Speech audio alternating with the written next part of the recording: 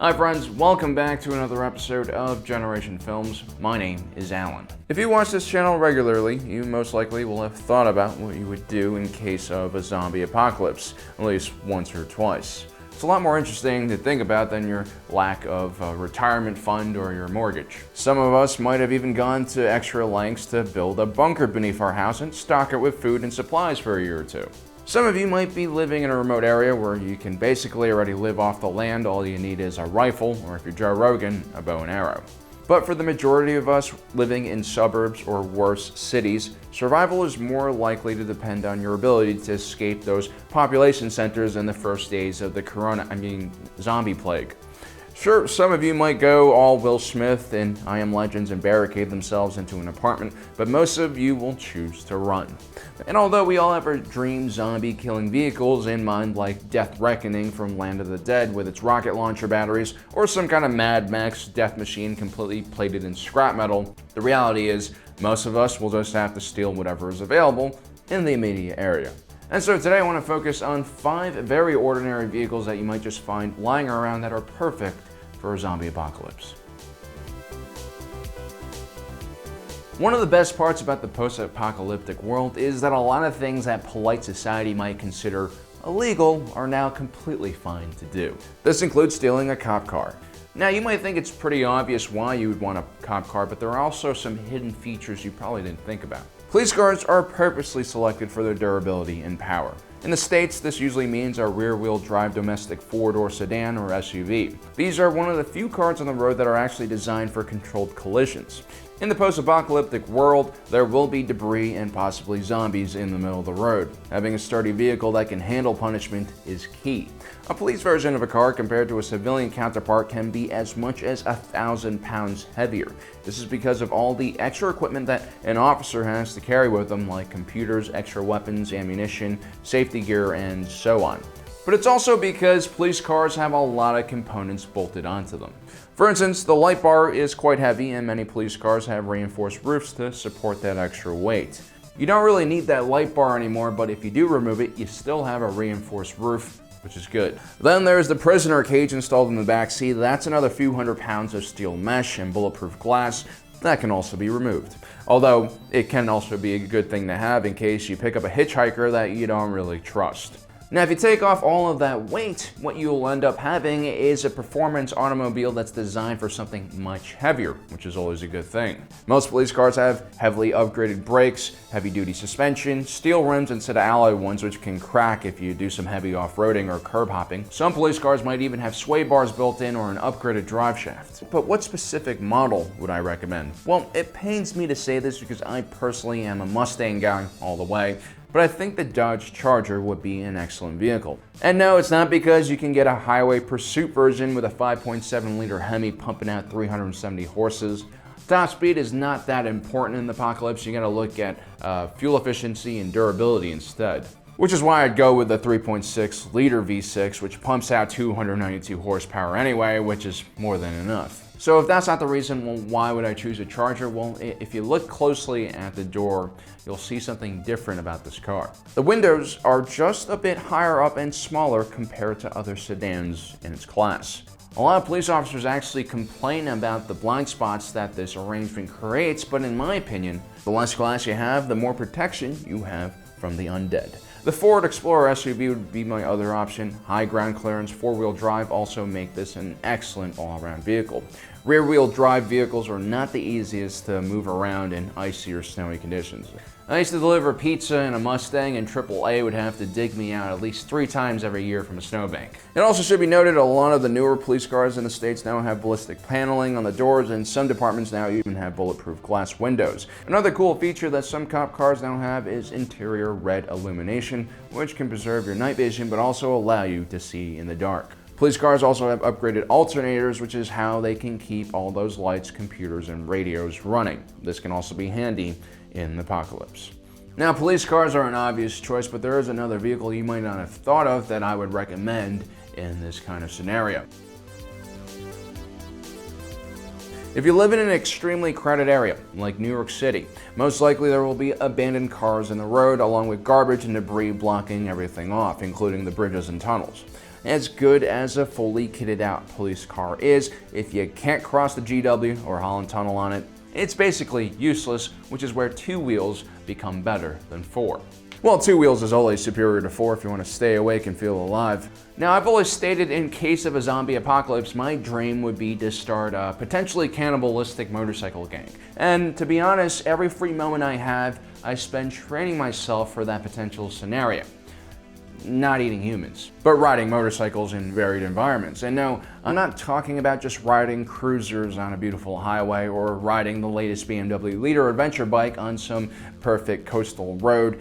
These are amazing and fun motorcycles, but not as useful when the roads are no longer in great shape.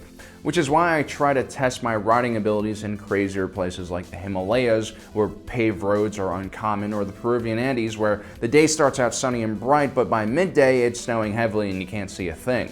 In these less developed countries, even the urban areas are a complete mess. A major boulevard in a town might just turn into a flight of stairs, for instance.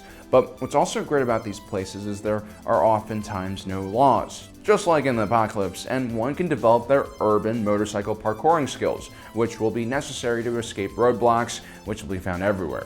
Now, I've ridden all sorts of different type of bikes, and nothing is better suited for the type of riding you'll encounter in the post-apocalyptic wasteland more than a small dual sport. My preferred dual sport would be a small and reliable street-legal Honda XR, ranging from 150 cc's to 450 cc's. Now, I know a lot of you older and more experienced bikers are thinking, well, that's way too small of a bike. But again, you're thinking like a person who's living in the current world where there are tons of SUVs and trucks on the roads blasting by at 80 miles per hour. You don't really need a fast bike in the post-apocalypse world, and the bigger and fancier the bike is, the more problems you will have. The Honda XR platform is great because it has enough clearance and suspension to do some light off-roading you might see in the city. More importantly, when we do crash, and let's be honest, a lot of us will crash because we're not used to riding on sidewalks or downstairs or over curbs, these dual sports are extremely light and easy to pick up.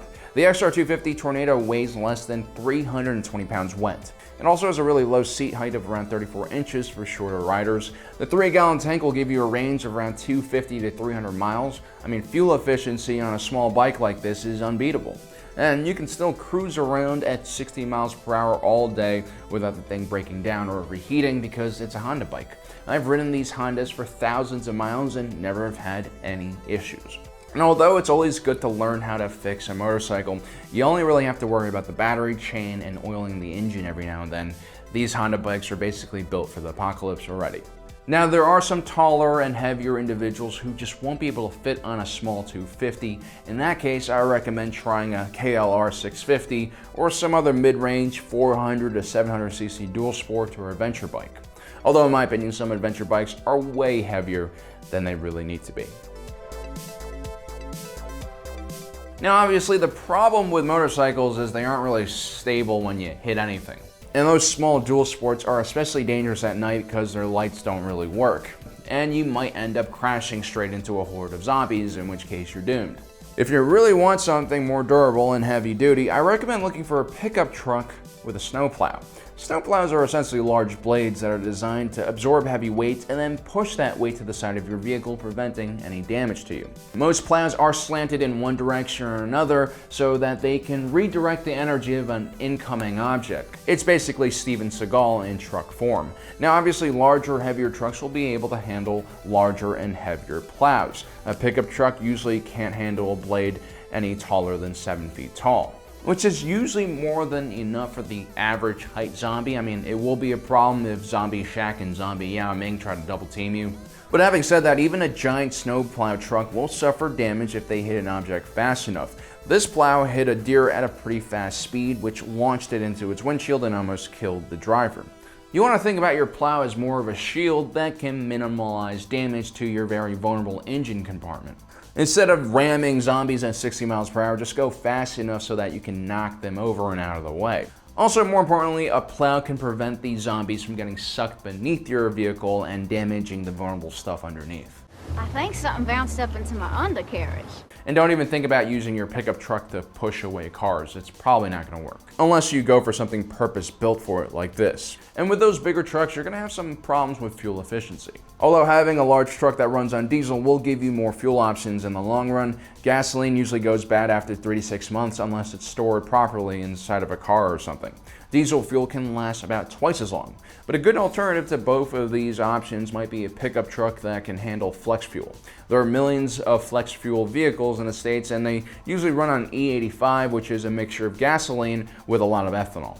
It will be hard to refine gasoline in the apocalypse, but ethanol, which is most commonly made out of corn right now in the Midwest, will still be a viable option. Although it should be noted that these vehicles still cannot run on pure alcohol or ethanol, you would need to mix in some gasoline. The Fuel Flex version of the F-150 would be my choice for a snowplow attached vehicle. It's one of the most common cars in the States, has plenty of spare parts. It's got a huge bed in the back that can carry tons of supplies. Although its fuel efficiency definitely isn't going to be great, but it's still going to be better than a larger truck. Now, all modern cars are built with a crumple zone, which means when you strike an object, it kind of crumbles away and absorbs the energy instead of resisting it. Crumple zones are achieved by using weaker materials in the front of the car that will bend and give until they reach the stronger frame surrounding the passenger compartment. Old cars before the 90s and 80s usually had frames that were made of uniformly strong steel. This means in case of a collision, there was no give, only a massive deceleration that could quickly kill the passengers of the car. That, or in the case of a high-speed crash, send the engine block flying into the driver and passenger. These cars were definitely less safer because of this and many other reasons. But if you take a look at this diagram of new cars, notice the aluminum and magnesium being used to protect the engine compartment. This is the one place where older cars are better than newer cars, and that's with slow-speed collisions with zombies.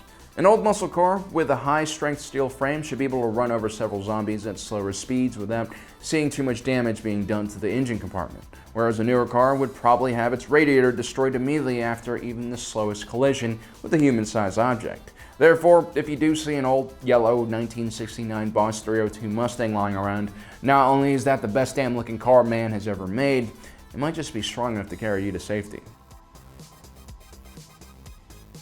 Now, we've talked a lot about motorcycles and cars that can either resist impact or go around it, but the truth is, as long as they're running on gasoline or diesel, they probably will be useless within a year or two of the end of the world. Even flex fuel vehicles will eventually run out of things that they can use to power it. This is where electric cars come into play. I know a lot of them look kind of stupid, and I know there's almost a religious fanaticism associated with the people who drive these things, but they are the future, both for our current timeline and also the zombie apocalypse timeline. I mean, think about it, these electric cars are basically perfect for a zombie outbreak. They're completely silent for one, which means no one can really hear you coming. Electric cars also have extremely simple engines and components. There's no explosions going on, no pistons, spark plugs, or carburetors, EFI systems.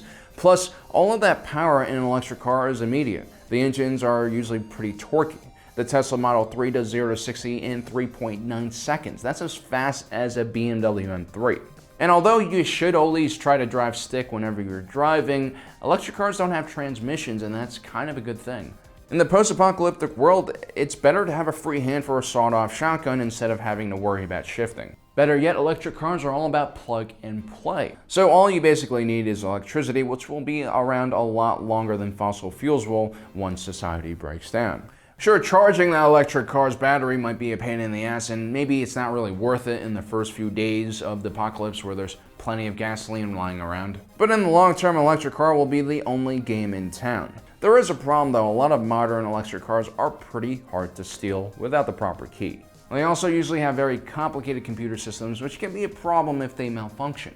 So instead of aiming for something fancy like a Tesla S, get something more reliable like the BMW i3 or the Chevy Bolt. These are also smaller and lighter vehicles with smaller batteries. So there you have it, guys. 5 different vehicles that have 5 different reasons why they would be excellent in this kind of zombie scenario. Let me know in the comment section below what kind of vehicle you would use. Also, don't forget to subscribe and hit that notification button down below so you don't miss out on the rest of our awesome content. And as usual, my name is Alan, reminding you that life is a movie and you are the protagonist.